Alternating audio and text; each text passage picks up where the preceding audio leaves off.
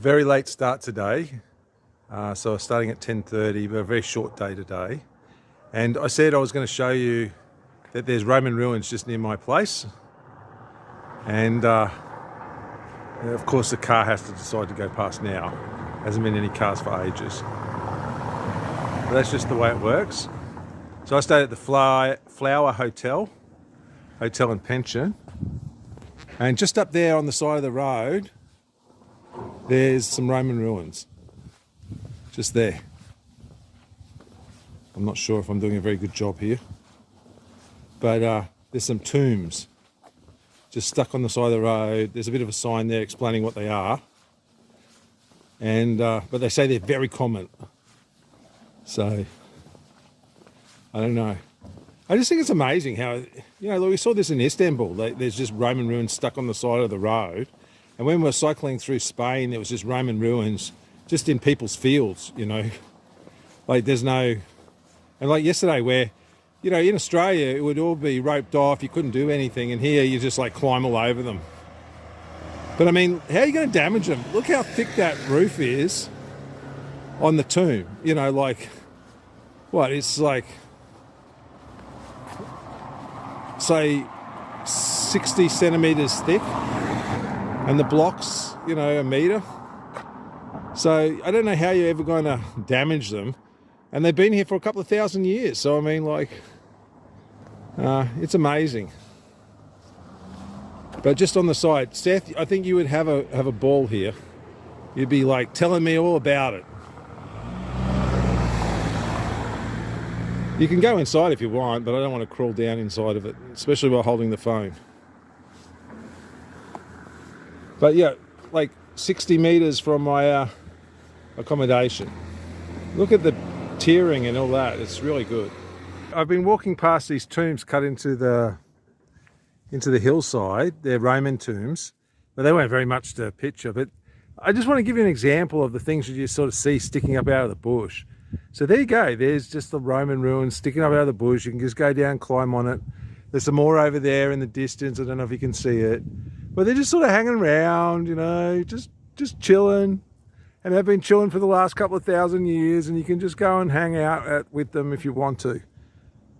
There's no fences, there's no don't climb on the historic monument. It's just like, do what you will. And the one over there looks pretty extensive, it won't come out very well here, but there's stuff you can sort of see poking through the bush. Like if you look straight ahead here, you can see a Roman wall sticking out through the bush past this one, so in the bush itself. So the more you look, the more you see. Here's another sort of Roman ruin on the side, although it doesn't look like much of a ruin.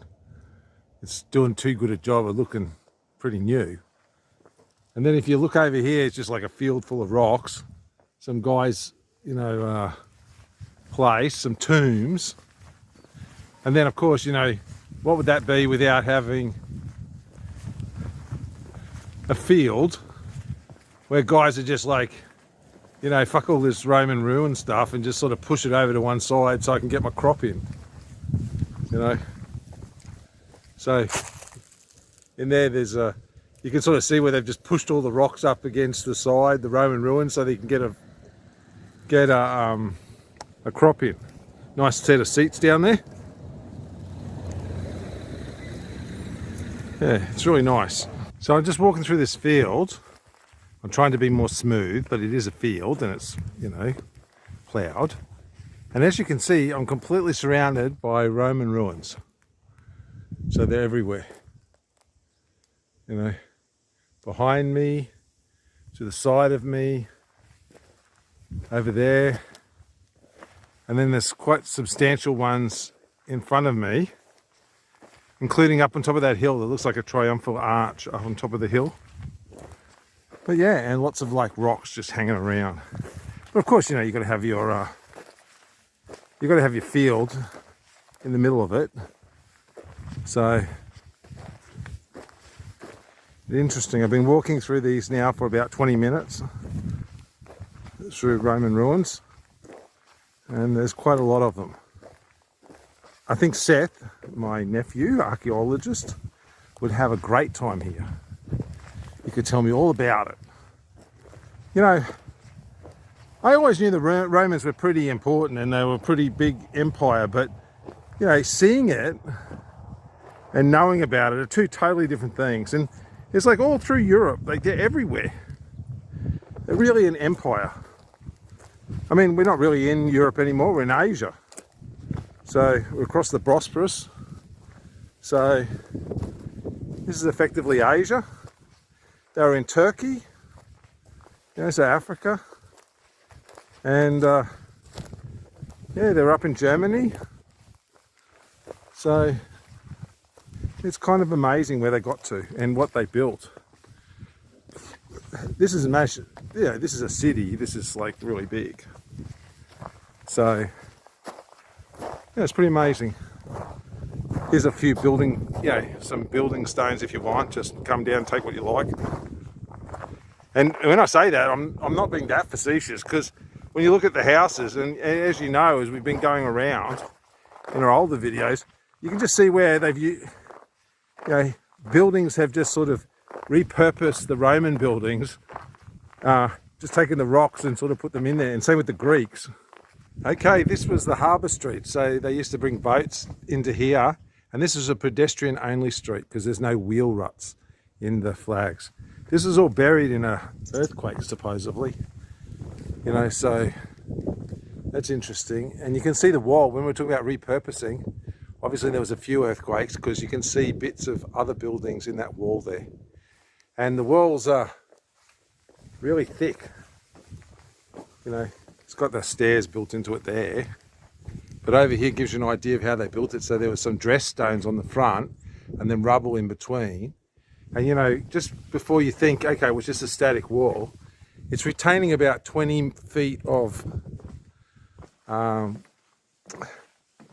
feet of dirt. So, you know, it's an active wall. It's doing an active job. And, you know, it's doing it perfectly. So we all know in Australia, people build retaining walls that fall over in like 30 years. This has been standing for 2000 and it's still retaining that level of dirt through earthquakes. That's pretty interesting. And they have a mock-up of one of the boats that would have, a Prius boat that would have been visiting this port and probably working in the rivers. So I don't know if I'd want to go to sea on it, but I'm sure it's very buoyant. You know, and you can see there's two Roman theatres just behind us. One's internal, one would have had a roof, and one's an outside Roman theatre. So that's pretty good, you know. It's a bit of a multiplex. You know, if you don't like what's playing in one, you can go to the other. So enter stage right. That's the entrance there. And then if you go around, you can see the seating. There must have been very special seating right in front of us. So I take it that's for the very important people. And you've got the seats right at the top. And then you can exit stage left. So I suppose this would be for smaller events. And yeah, got a wall that goes around. It's very impressive.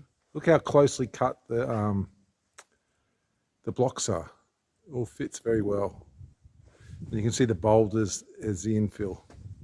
This is the larger of the two theatres, and this is obviously all outside. Now, supposedly they still do plays and stuff here. So it's still an active theatre. Go figure. We saw this again in Spain, like same thing. Two theatres right next to each other. One that was sort of like not used anymore, and the other one that was still in use. So they've, done some repairs here to make it safe. And supposedly there's underneath this fake floor, there's a basement. But yeah, it's really amazing. Like when I came in, there's a whole wall full of Roman script or, Latin. And yeah, it's really good into the wall. And there's the upper bleachers and the lower bleachers. It's kind of amazing. Here's another example. I'm just walking along this sort of like, road. And there's just Roman ruins scattered all around me. Just like, there's like very humble houses.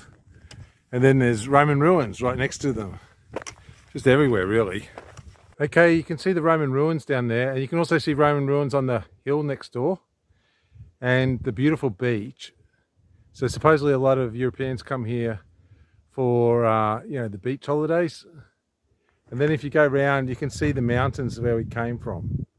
So, pretty impressive. This is just to give you an example of the kind of views I'm getting. I mean, they're kind of spectacular.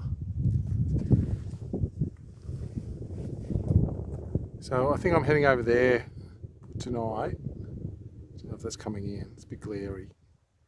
Okay, so I think I've got about 7 kilometers to go. But the views have been really good, but the sun's sort of in the wrong place. So I've come around the corner. So now I can show them to you. The water looks crystal clear. The view looks fantastic. There's a nice chill in the air. It's beautiful walking. Finished the 15-kilometer stretch. It was very slow and boring, kind of. It was beautiful views, and there was a lot of Roman stuff, but it was mainly walking on the roads, and I don't know, it seemed to meander a lot. It seemed a lot longer than 15 kilometers. Now, the next section is 5.3 kilometers, and it's marked as difficult with lots of climbing and using your hands and everything like that. And there's a few conjoiners to make sure that you have your mindfulness and you keep your eyes on the track, that it's quite dangerous. So I'm going to definitely do that. There'll probably not be a lot of filming. I'm going to do a technical review now. So, but first, a little story from my past. I joined the Navy when I was like 15 years old. And when I joined the Navy, they gave us 3 sets of footwear. They gave us some canvas tennis shoes, or like light canvas shoes. They gave us some boots called GPs, general purpose boots, and they gave us some parade boots. The best out of the 3 was the GP, the general purpose boot, which was very comfortable and was what we wore most of the time. It would take a polish, and it was very comfortable, and the more you wore it, the more comfortable it became. But all of the shoes and the boots were well made, and they were sized to your feet, both in size but also width. Over the preceding 35 years, now there's so many different types of shoes, but even if you buy the same shoe from the same manufacturer, they'll change it from year to year. And just because you bought a size 13 last year and it fitted perfectly, you buy the same shoe in the same style, they've changed it somewhat and now it doesn't fit. And now the A to E sizing seems to have gone away, except in school shoes.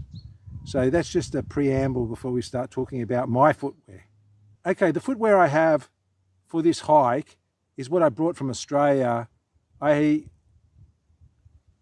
It's mainly just to be a bit of everything. So I bought it at boating, camping and fishing, and it's just a sandal, and it's not very good. That's what I'd say. So, it's got a silly closure. So instead of having shoelaces, it's got some sort of clamp closure. It's got all these holes in it. It weighs a lot. And, when you go up to my size, which I'm a size 14 American or size 13, it only comes in whole sizes. So my foot's about half a size big on one size. And so one of them is a bit tight and the other one's a bit loose.